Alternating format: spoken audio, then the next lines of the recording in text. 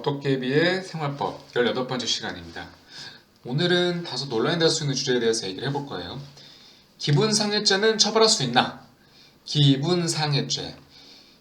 처음에 이 말을 듣고 이게 뭔가 싶었어요. 왜냐면 기분상해죄라는 게 기분을 상했다는 상해죄 한 종류인지 아니면 기분 상해. 기분 상해에 대한 그러니까 우리가 흔히 하는 말로 기분이 상했다 라는 표현에 대해서 온갖 그냥 내가 기분이 좀 나쁜 거에 대해서 과민 반응하는 그런 현상을 비꼬기 위해서 뭐 기분 상해라는 말 플러스 죄를 더한 게 아닌가. 아마 통상적으로 후자로 해석이 되는 것 같더라고요. 근데 이게 그냥 단순히 뭐 웃고 넘긴다든지 아니면 한 뭐 나쁜 댓글 하나 쓰고 넘길 문제는 아닌 것 같더라고요. 왜냐면 실제로 이게 그러니까 기분 상한 게 내가 기분이 상했으면 그것은 안 좋은 거잖아요. 내가 피해를 입은 거잖아요. 물론 우리가 살아가면서 어떻게 항상 기분 좋은 일만 일어날 수 있겠느냐마는 기분이 상했다는 것은 분명히 나한테는 안 좋은 것입니다. 그리고 나한테 안 좋은 것들 중에서 정말 내가 책임이 없고 정말 제3자의 명백한 책임으로 인해서 내 기분이 상했다면 그게 단순히 일시적인 기분 상한 감정에 그치지 않고 나에게 정신적 충격으로까지 갔다면은 그것은 법의 영역입니다. 자, 온라인에서 흔히 쓰이는 기분 상해 이게 죄가 되냐라는 부분은 철저히 생활의 영역일 것이에요. 근데 이런 기분 상한 게 아까 말씀드린 것처럼 나한테 책임이 없지만 반면 제3자에게 명백한 책임이 있고 플러스 그 기분이 상한 정도가 단순히 한번 욕을 뱉고 말 정도가 아니라 정말 내가 정신적 충격을 받아가지고 일상생활에 지장이 있는 정도라면은 그 부분은 분명히 법의 영역에 들어옵니다. 그러니까 제가 항상 강조드리는 생활법 이게 생활법 영역에 들어올 수가 있다는 거예요. 반대로 얘기하면 생활법의 영역에 들어오는 순간부터는 법이 적용되기 때문에 민사나 형사 둘 중에 하나로 갈 수가 있고 경우에 따라서는 민사와 형사 두 가지 책임이 모두 발생할 수가 있습니다. 자, 이 기분상해죄 얘기를 하기에 앞서 민사와 형사의 차이에 대해서 간단히 살펴볼 거예요. 그리고 이 기분상해죄의 가장 어떻게 보면 정식적인 그런 법적인 책임을 구한 형태의 모습은 위자료로 나타날 것이다. 여러분 위자료란 말은 많이 들어보셨을 거예요. 위자료. 위자료가 말 그대로 쉽게 얘기하면은 정신적인 부분이에요. 정신적인 감정에 내가 정신적인 충격을 받았을 때 그 충격에 대한 배상을 내가 어떤 물적인 손해가 아니라 또 내가 다치거나 그런 부분들이 단순히 내가 뭐 어떤 물리적인 충격으로 인해서 내가 정말 신체 기능이 훼손된 것뿐만 아니라 말 그대로 물리적인 충격은 없었지만 내가 이 정신적인 충격으로 말미암아 내가 웬만한 물리적인 충격보다도 더 큰 충격을 받았을 때는 민법상 위자료 상당의 손해배상 청구가 인정이 되고 있습니다. 근데 그렇다고 이 정신적인 충격을 사실 수치화하기 쉽지가 않거든요. 이 위자료는 어디까지 인정될 수가 있나? 그리고 형사로 봤을 때는 이 정신적 충격을 가해서 형법상 상해죄를 인정할 수가 있을까? 이에 대해서는 상해죄의 이제 판단 기준인 신체 완전성 요건을 같이 검토해 볼 거예요. 시작하겠습니다. 여러분, 민사와 형사의 차이부터 먼저 설명을 드려야겠네요. 민사는 뭡니까? 민사는 돈이에요, 돈. 쉽게 얘기해서.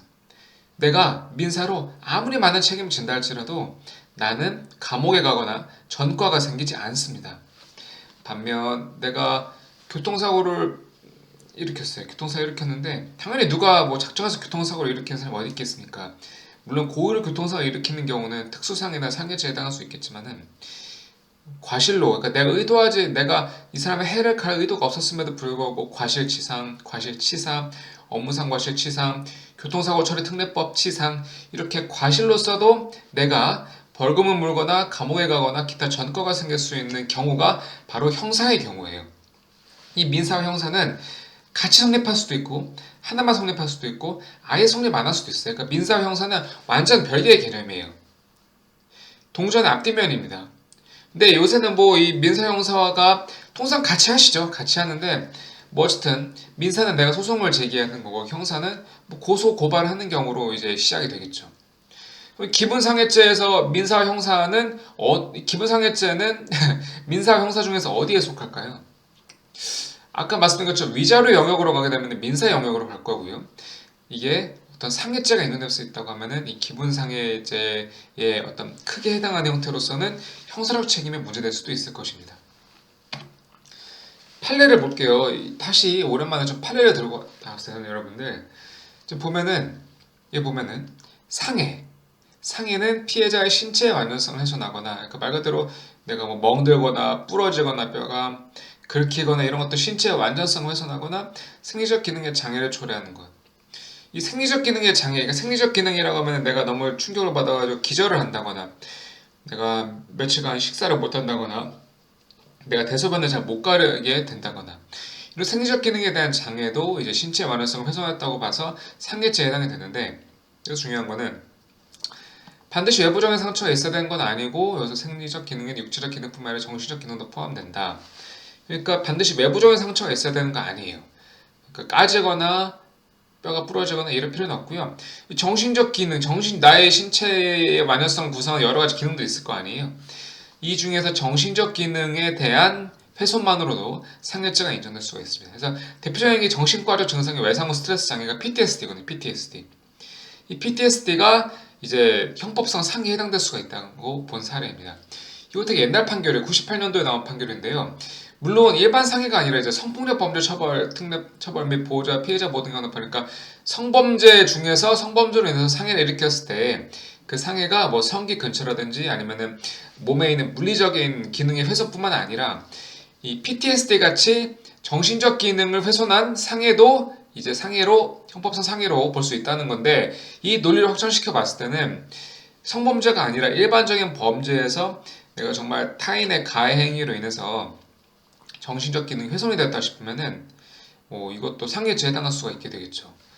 물론 물리적 기능보다 이제 정신적 기능에 대한 훼손은 상해죄를 인정하는 게 쉽지만 않을 겁니다. 왜냐면은 이게 제가 정신의학 과정에 전문 지식이 없기 때문에 자세한 말씀 못 드리겠지만은, 사실 이 스트레스 장애라는 이 정신적 장애가 발생한 요인이 무엇이냐 했을 때, 내가 제3자의 어떤 가해행위에 대해서 내가 피해를 입을 것도 하나 요인이 될 수가 있고, 그게 아니라 우리가 살아가면서 겪는 다양한 스트레스가 모이고 쌓여서 나의 PTSD라는 기타 정신과적 장애를 유발했다면은 도대체 인과관계를 인정할 수가 있냐는 거죠.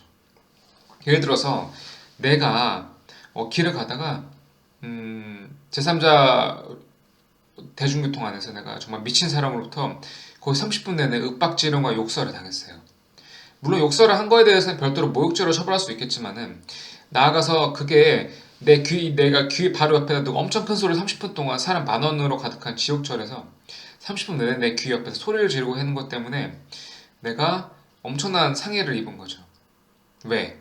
나는 이걸로 인해서 귀에 이명이 생기고, 정말 이것 때문에 다시는 지하철 타기가 두렵고, 그래가지고 정신과에 찾아가는 정신과에서는 이거 외상후 스트레스 장애입니다. 그리고 그 외상후 스트레스 장애의 그런 어떤 질환들이 나타난 것은 당신이 그 지하철에서 그 안타까운 피해를 당했던 바로 다음날부터였기 때문에 그 피해와 이 외상후 스트레스 장애 사이에도 어느 정도 인과관계 있는 것 같습니다라는 진단을 받으면은 이 역시 상해죄에 해당될 수가 있을 거예요. 그러니까 이 경우에는 욕설을 했으면 모욕죄와 상해죄의 어떤 경합범위 인정될 수도 있는 여지가 있겠죠. 다시 말씀드리지만은 이렇게 정신적 기능 훼손된 경우를 일반적인 상해로 보는 경우는 흔치가 않습니다만, 이 법리를 확장했을 경우에는 이른바 기분상해죄가 극에 달했고, 그 기분상해죄에 대한 원인을 제공한 사람이 정말 우리가 법의 관점을 보았을 때도 이거는 당신이 피해자의 정신적 기능을 고의로 훼손했다라고 판단될 경우에는 상해죄의 책임을 질 수도 있는 거죠. 이제 위자료 얘기해 볼게요. 자, 여러분, 상해죄 얘기 나왔을 때는 판결 판례 번호가 도였어요. 도. 이게 뭐냐면 형사사건에서 도 이렇게 나가는데, 이 도가 대법원 3심에서 판단되는 형사사건의 판례 번호를 의미합니다. 이제는 다예요. 다. 이게 뭐냐면 가나 다로 나가죠. 민사사건에서 가 1심 가, 2심 다, 대법원 3심 다로 나가는 거예요. 이거 위자료 소송이었습니다. 이 사건은 굉장히 오래된 판결이에요. 보시면, 자, 이거는 사망자에 대한 손해배상의 산정 기준이 하나의 판시사항이었고, 태아의 정신상 고통으로 인한 위자료 청구권이었어요. 아마 이게 그 분만 과정에서 의료과실로 인해서 태아와 산모가 함께 사망한 사안이었습니다. 보시면 태아가 피해 당시 정신상 고통에 대한 감수성을 갖추고 있지 않다 하더라도 장래 감수할 것이며 현재 합리적으로 기대할 수 있는 경우에서는 즉시 그 청구를 할 수 있다는 거예요. 이게 어떻게 된 사안이냐면 굉장히 안타까운 사안인데 아까 말씀드린 분만 과정 의료과실이 있어가지고 산모와 태아가 함께 사망을 했어요. 근데 태아가 조금 더 먼저 사망을 하고 그 다음에 산모가 사망을 하고 남편이 있었겠죠. 이 경우에 태아가 사망했을 때 이게 어쨌든 태아가 사망을 한 게 의료과실로 인해 사망을 한 걸 거 아니에요. 그러면은 이 태아가 이 의료과실 당시에 엄청난 고통을 느껴서 사망을 했을 거니까 물론 태아가 이 고통을 제대로 느낄 수 있겠냐는 의문은 있지만 않겠습니까? 감수성이라고 표현을 했는데 태아가 정신적 고통을 일반적인 성인에 비해서 정말 합리적으로 느낄 수 있었겠냐 라는 것은 차치하더라도 어쨌든 태아도 인간이기 때문에 이 정신적 고통에 대한 감수성을 갖추고 있지 않다 하더라도 장래에 이 태아가 자랐을 때 만약 이 태아가 출산을 건강하게 태어났다 하더라도 그 의료과실 분만 과정에서 의료과실로 인해서 정말 엄청난 외상후 스트레스성 장애를 안고 살아갈 것이 합리적으로 기대된다. 왜? 의료과실이 있었으니까. 안타깝게 태아도 사망을 했지만은 그 태아가 자신에 대한 의료과실 과정에서 위자료에 상당한 정신적 손해를 입은 거죠. 어쨌든 사망을 했으니까 이 태아가 갖고 있는 위자료에 대한 손해배상 청구권은 산모에게 승계라고 하는 뭐라 그러죠? 이 권리가 이제 상속이 된다고 볼 수가 있겠죠. 근데 산모도 이제 사망을 했으니까 산모의 배우자인 남편도 그 태아의 정신상 손해배상 위자료와 산모의 위자료 둘 다 이 남편에게 승계가 된 거예요. 사실상 상속이 된 거죠. 그러니까 이 남편으로서는 자기 본인의 위자료, 왜? 내가 건강한 아이 출산 기대했는데 내 배우자와 내 아들 또는 딸이 사망을 해서 그에 대한 내 자신의 고통 플러스 내가 상속받은 태아와 자신의 아들 또는 딸과 자신의 배우자가 가졌던 그 손해배상 청구권에 상속해가지고 거액의 손해배상 위자료 상당의 손해배상을 청구한 사안에서 이게 인용이 됐습니다. 그러니까 이게 의료과실이 좀 심각했던 거죠. 단순한 의료과실도 아니고 정말 태아에게 극강의 고통을 가했던 아마 뭐 수술 과정에서 이렇게 집도가 잘못된 것으로 보이는데 좀 안타까운 사안이지만 중요한 것은 이 위자료 청구라는 것이 이제 상속도 될 수가 있고 또 우리가 생각하는 것보다 이게 정말 이제 분만 과정에 있던 태아에게도 위자료가 인정된다고 보니까 이 위자료가 그 산정 기준은 다소 애매할 수가 있겠지만은 생각보다 우리가 생각하는 것보다 널리 인정이 된다는 거예요. 자, 그렇다면 여러분 기분상해 이게 그냥 단순히 나 한순간에 기분 상한 게 아니라 아까 말씀드린 것처럼 이게 외상후 스트레스 PTSD를 불러올 정도의 강한 정신적 충격이 가해져서 내가 그만큼 강한 정신적 충격으로 내 정신적 기능이 훼손됐다고 보였을 때는 형법상 상해의 책임도 인정될 수가 있고요. 그것보다 조금 더 범위가 넓게 위자료 청구도 인정이 될 수가 있는 거예요. 자, 이 위자료가 얼마나 넓게 인정되냐면요. 이거 보세요, 여러분. 이 사건은 그 외국인이 청구한 사안입니다. 보시면 출입국관리법에 따르면은 이 강제 퇴거 명령을 받은 아마 불법 체류자들이죠. 즉시 송환할 수 없는 때는 이를 외국인 보호소 등에 보호할 수 있도록 규정하고 있어요. 이게 뭐냐면은 어쨌든 얘를 더 이상 대한민국 땅덩어리에 놓으면 도망간다는 게 불법 체류자니까 안 되는데 일단은 바로 비행기에 태워서 보낼 수가 없고 좌석이 없을 때도 성수기에는 좌석이 없으니까 일단은 이렇게 법무부 장관 지정하는 장소에 보호할 수 있도록 규정이 되어 있어서 여러분 경기도 화성시에 가면은 인터넷에 켜볼게요. 이게 경기도 우리 화성시에 가면은 화성 외국인 보호소 법무부 화성 외국인 보호소라는 곳이 있습니다. 이게 뭐냐면은 강제 퇴거 대상의 외국인들 안전하게 보호해서 이들의 귀국을 지원하는 기관이에요. 그러니까 뭔 말이냐면은 이 비행기표가 바로바로 수급이 안 될 때 이 강제 퇴거 명령을 받은 외국인 체류자들을 다 여기에 다 이제 모아놓죠. 당연히 밖으로 나갈 수가 없죠. 그러니까 사실상 감옥이나 다름이 없어지는데 이 경우에 여기서 사고가 이제 일어난 것 같아요. 그래서 여기 보면은 이렇게 갇혀있는 외국인들, 강제퇴거 명령을 받은 외국인들이 보시면은 사고로 인한 불법 행위로 외국인 피해자가 일반 정신적 고통에 대한 위자료를 산정할 수 있도록 해놨어요. 여기서 보면은 위자료가 인정된다는 것을 전제로 피해자 자신의 고국의 소득 수준이나 그 나라에서의 경제 수준을 위자료 산정의 한 기준으로 참작할 수 있으나 뭐 여러 가지 비례하는 것은 아니고 당의 불법행위 유형을 감안하여 합리성이 인정된 범위 내에서 고려하면 좋다라고 약간의 제한을 두긴 했는데, 다시 한번 이 사건의 사실관계를 말씀드리면은, 이렇게 강제퇴거 명령을 받은 외국인들이 그 강제퇴거 명령을 받아서 아까 말씀 화성 외국인 교도소에 보호소에 수감 사실상 이제 갇혀 있다가 그 과정에서 화재가 일어난 거예요. 그래서 이런 사안에서 이제 안타깝게 이제 사망을 하신 거죠.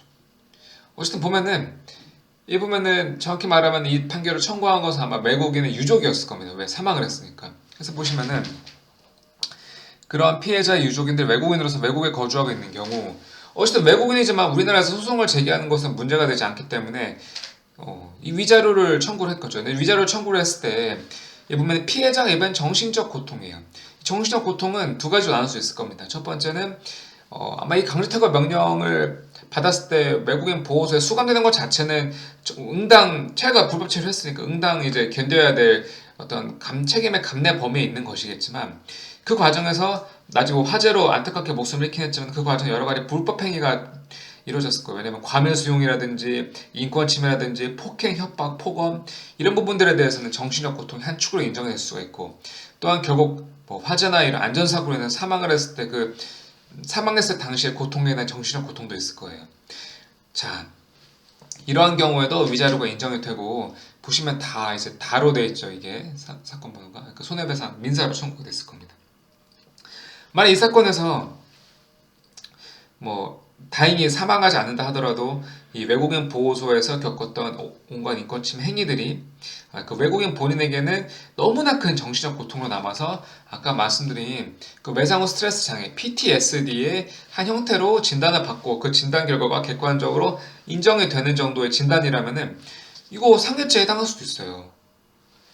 우리 사람을 때리고 피내고 이렇게 뭐 뼈를 부러뜨려가지고 상해를 가는 게 아니라 이 정신적 충격도 이 상해의 일부분이 될 수 있다는 거죠. 그래서 우리 흔히 말하는 갑질, 폭언 이런 걸로 너무 안타깝게 자살하시는 분들 많잖아요.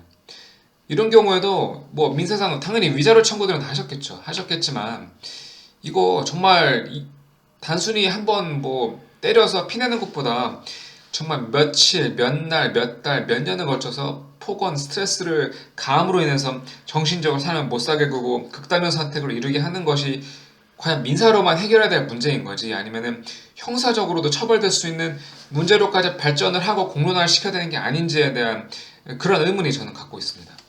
그래서 우리가 다시 원래 제목으로 돌아왔을 때 기분상해죄, 이게 사실 뭐 우스갯소리로 나온 말이겠죠. 무리겠지만은 여러분 뭐 결국 웃어 넘길 것만 아닌 것 같아요. 그래서 일단은 민사, 형사, 뭐 위자료에 대해서는 이게 내가 뭐 물리적으로 돈을 손해보거나 물리적으로 내 재산이 뭐 감소된 건 아닌데 위자료 청구를 할 수 있나? 만약에 배보다 배꼽이 더 큰 거 아닌가라고 생각이 드실 때는 주저하지 말고 뭐 법률구조공단이나 아니면 변호사를 선임해가지고 상담해보시면은 의외로 이 위자료 청구가 범위가 넓고, 그리고 위자료 산정 방식이 의외로 법원에서 굉장히 짜임새 있게 잘 준비가 되어 있습니다. 그래서 뭐 여러 가지 케이스에 맞춰가지고 위자료에 대한, 쉽게 말해서 우리 아시죠? 상간자 소송에서도 그 위자료 범위가 딱딱딱 규정이 돼 있어요. 그래서 의외로 위자료가 잘 인정될 수가 있고, 나아가서는 물론 그런 일이 없는 게 가장 좋긴 하겠지만 안타깝게도 그런 일이 발생했을 때 이 외상후 스트레스 장애라는 진단까지 받을 정도의 정신적 충격과 그런 지대한 기분 정도가 아니겠죠. 이때는 내 정신적인 기능이 훼손될 정도의 그런 충격이 발생했다고 하면은 형사 고소까지도 고려해 볼 만한 그런 것입니다. 그래서 오늘은 다소 가벼운 주제로 시작해서 무거운 예로 끝났는데, 뭐 그렇다고 우리가 일상생활에 발생하는 모든 그런 탐탁치 않은 불편함, 단순 순간적인 불편함 이런 것들을 모두 법적 영역으로 끌어들일 수는 없겠죠. 그렇게 해서도 안 될 거고요. 다시 말씀드리면 생활과 법의 영역은 분명히 구분이 되어 있습니다만 이게 완전히 구분이 되는 것도 아니고 중첩된 부분이 있다는 거죠. 그래서 중첩된 부분이 바로 이 기분상해죄가 조금 더 정도를 심하게 정도가 커졌을 때는 형사와 민사 측에 둘 다 인정될 여지가 있다 라는 말씀을 드리면서 오늘 영상을 마치겠습니다. 영상 마치기 전에 법률만 좀 보고 갈게요. 민법이에요. 민법인데 민법 제5장 750조부터 보면 불법행위가 준되어 있어요. 보시면은 고의 또는 과실로 인한 위법행위로 타인에게 손해를 가한 자는 그 손해를 배상할 책임이 있다. 너무 당연한 얘기죠. 근데 보면 여기 위자료가 따로 규정이 돼 있어요. 그래서 그전에는 또 이제 재산 이외의 손해에 대한 배상이 있거든요. 그래서 타인의 신체, 자유 또는 명예를 해하거나 기타 정신상 고통을 가한 자는 재산상 이외의 손해에 대하여 배상할 책임이 있다. 자, 정신상 고통을 가한 자. 이거 기분상해죄와 상통하는 부분이 있죠. 정신상 고통을 가했대. 이게 형법에서는 어떤 정신적 기능의 훼손이라는 신체의 완전성 훼손 요건으로 갈 거고, 민사에서는 정신상 고통을 가한 경우에는 내 재산이 줄어든 건 아니지만은 내 정신상 고통에 대한 손해를 배상할 책임이 있다. 위자료 손해배상 청구 소송을 할 수 있다는 것입니다. 게다가 생명침해로 인한 위자료, 아까 말씀드린 그 태아와 산모의 안타까운 사안, 이 경우에 재산 손해가 없는 경우도 손해배상 책임이 있다는 거예요. 형사. 형사는 뭐 이렇게 이게 판례, 아까 말씀 신체 완전성 요건은 판례 요건이었고, 형사는 그냥 심플하게 사람의 신체를 상해한 자로 나와 있어요. 근데 보면은 대상은 신체 상해이다. 아까 민법에서는 자유와 명예에 대한 그 손해도 배상 책임 인정했는데 형사에서는 신체에 대한 상해만을 규정하고 있어요. 근데 여기에 말하는 신체가 이 신체가 내 물리적인 피, 뼈, 어떤 피부 이런 것뿐만 아니라 내 정신적 기능도 신체 일부를 구성하고 있다는 것입니다. 그렇기 때문에 내 정신적 기능의 일부를 훼손했을 때는 상해죄가 인정이 될 수 있죠. 왜? 정신적 기능의 훼손이 내 신체를 상했다고 볼 수 있기 때문이에요. 이번 영상은 다소 빠르게 진행했는데 다시 말씀드리지만은 상업법 영역에 들어오는 것들 찾아보면은 얼마든지 법적으로 그 상대방에게 책임을 지을 수 있는 여지가 있습니다. 비싼 돈 내고 변호사와 바로 상담할 필요는 없고요. 제 영상을 계속 봐주세요. 제 영상 봐주시고 궁금한 부분이 있으면 유튜브 댓글로 주제를 남겨주시면은 제가 바로 영상을 제작해가지고 유튜브에 올리도록 하겠습니다. 여러분의 생활법 고민을 덜어드리는 법도깨비가 되겠습니다. 생활법 고민 다시 말씀드리지만은 법문만 봐서는 뭔 말인지 잘 몰라요. 모르는데 이거 범위 인정이 분명히 기준이 잘 돼 있고 인정 범위도 넓어지고 있거든요. 점점 넓어질 거예요. 사회가 다변화되면서. 언제든지 저한테 댓글로 문의해 주시면은 제가 영상을 제작해서 여러분들께 조금이나마 도움을 드리겠습니다. 구독, 좋아요, 알림 설정까지 부탁드립니다. 감사합니다.